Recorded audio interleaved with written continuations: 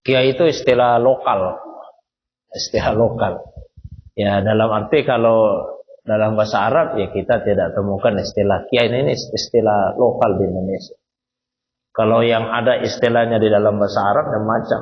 Yang paling umum misalnya alim. Alim itu bentuk jamaknya ya ulama. Nah, kalau kita di Indonesia biar satu orang disebut juga ulama. Sebetulnya kalau dalam bahasa Arab ulama itu sekumpulan orang yang alim. Jadi kalau satu orang bukan ulama namanya alim.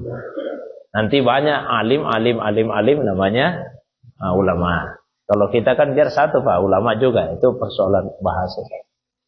Orang yang alim. Orang yang alim berarti dia mengetahui tentang persoalan agama. Tahu.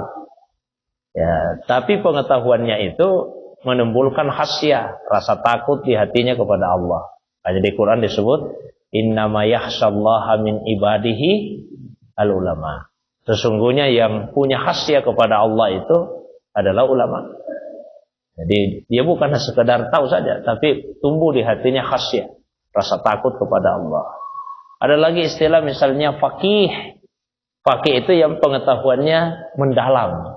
Bukan sekedar tahu, tapi pengetahuannya mendalam. Maka disebut dengan faqih. Mayuridillahu bihi khairan yufaqihu fiddin. Nah, barang siapa yang Allah inginkan kebaikan untuknya, Allah akan beri dia pemahaman yang dalam tentang agama. Itu namanya faqih. Ada lagi misalnya istilah mufti. Nah, kalau mufti itu yang bisa memberikan jawaban terhadap persoalan-persoalan agama yang ada di masyarakat. Karena belum tentu orang yang alim yang pakai bisa. Kalau mufti itu dia bukan hanya sekedar tahu isi kitab, tapi dia tahu tentang keadaan di masyarakat. Ada orang yang alim, Pak. Tahu tentang kitab. Baca kitab tafsir, kitab hadis apa. Bahkan dia faqih, pengetahuannya mendalam. Tapi kurang pengetahuannya tentang kondisi sosial masyarakat. Karena kadang-kadang apa yang terjadi di masyarakat itu tidak sama dengan apa yang tertulis di dalam teks. Nah, mufti itu syaratnya tahu tentang kitab, tahu keadaan masyarakat, dan mampu menghubungkan antara isi teks dengan kondisi di masyarakat. Itu namanya mufti. Makanya jumlah mufti itu sedikit. Tidak sebanyak jumlah ulama. Tidak semua ulama bisa jadi mufti. Kalau dia mufti, pasti dia ulama. Pasti dia faqih. Plus, dia punya pengetahuan tentang kondisi sosial di masyarakat. Ada lagi Pak, namanya muballigh. Muballigh itu kira-kira kalau bahasa kita penceramah. Penceramah. Muballigh itu yang penting dia bisa sampaikan. Yang dia tahu, dia disampaikan. Muballigh. Meskipun dia tidak pahami mendalam. Karena tugasnya cuma mentransfer saja. Ya, seperti yang dia terima, itulah yang dia transfer. Maka dia muballigh.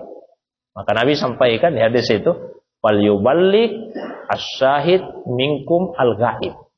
Yang hadir di antara kalian sampaikan sama yang tidak hadir ya. Nah, yang menyampaikan itu namanya muballigh. Misalnya mau apa? Saya sampaikan pengajian ini, terus Bapak sampaikan kepada orang lain, berarti Bapak sudah jadi muballigh, penyampai.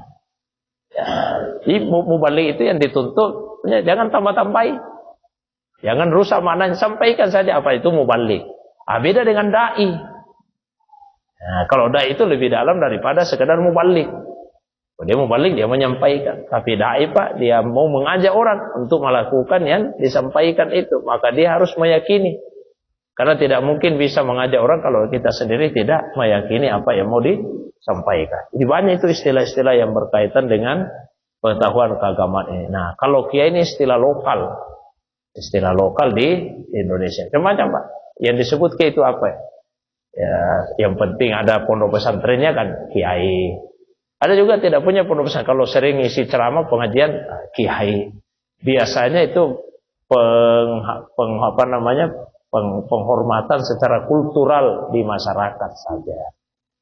Itu tiba-tiba ada spanduk di kiai. Saya tanya, kenapa ada kiai ini? Ya, biar misalnya sudah. Begitu saja. Jadi itu kultural saja Pak, kultural masyarakat. Beda kalau kita cari istilah-istilah yang ada di dalam bahasa Arab tadi. Ya, yang terpenting adalah bahwa jangan itu yang dijadikan sebagai tujuan dan jangan itu yang kita pandang. Karena prinsip yang sangat bagus. Banyak orang mungkin terkenal di dunia, tapi tidak dikenal di langit. Nah, sebaliknya ada orang tidak dikenal di bumi, tetapi terkenal sekali di langit. Ini ada orang yang majhul fil ardi, tidak dikenal Pak di bumi, ternyata terkenal sekali di langit. Sangat dikenal oleh para malaikat-malaikat.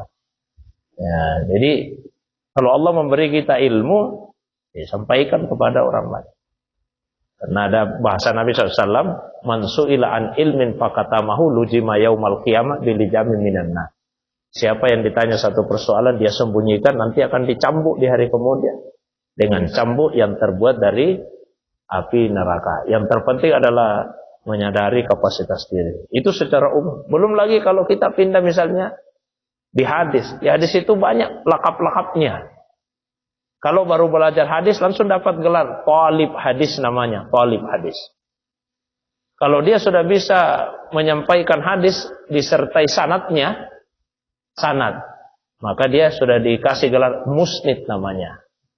Musnid. Dia menghafal sekian banyak hadis, dikasih gelar hafiz. Semua sekarang ini kan perubahan istilah itu, pergeseran istilah seiring dengan perbedaan tempat. Kalau di kita di Indonesia, apa yang kita sebut hafiz itu kan yang hafal Quran. Kalau dalam tradisi keilmuan Islam, hafiz itu yang hafal hadis, bukan hafal Quran. Kenapa? Karena otomatis mesti semua hafal Quran. Jadi hafal Quran itu bukan sesuatu kelebihan tersendiri. Standar lah itu kalau hafal Quran. Nah, cuma karena kita ini bukan standar, kalau hafal Quran kelebihan, maka begitu hafal Quran, pasti saya ini dikasih gelar hafiz. Kalau dalam literatur keislaman yang disebut hafiz itu orang yang hafal hadis. Bukan hafal hadis. Karena kalau hafal Quran, rata-rata semua hafal Quran. Bukan kelebihan ini, bukan kelebihan. Yang kelebihan kalau sudah hafal Quran, hafal lagi hadis. Maka dikasihlah gelar hafiz. Misalnya Al-Hafiz Ibnu Hajar Al-Asqalani. Hafal sekian ribu hadis. Kalau selain hafal dia juga menjadi rujukan, menjadi referensi, dikasih lagi gelar namanya Al-Hujjah. Al-Hafiz Al-Hujjah. Kalau dia mencapai puncak pengetahuan hadis yang paling tinggi, dikasih gelar lagi Amirul Mukminin fil Hadis. Amirul Mukminin fil Hadis. Tapi istilah ini sekali lagi ya dipengaruhi dengan waktu, dipengaruhi juga dengan tempat. Ya. Tentang kiai Pak. Malah kalau kita lihat tentang istilah kiai kan biasa juga apa namanya, yang bikin keris juga kan disebut kiai juga kan. Teman-teman bikin keris kiai juga. Itu istilah lokal itu. Istilah lokal. Istilah lokal itu. Saya kira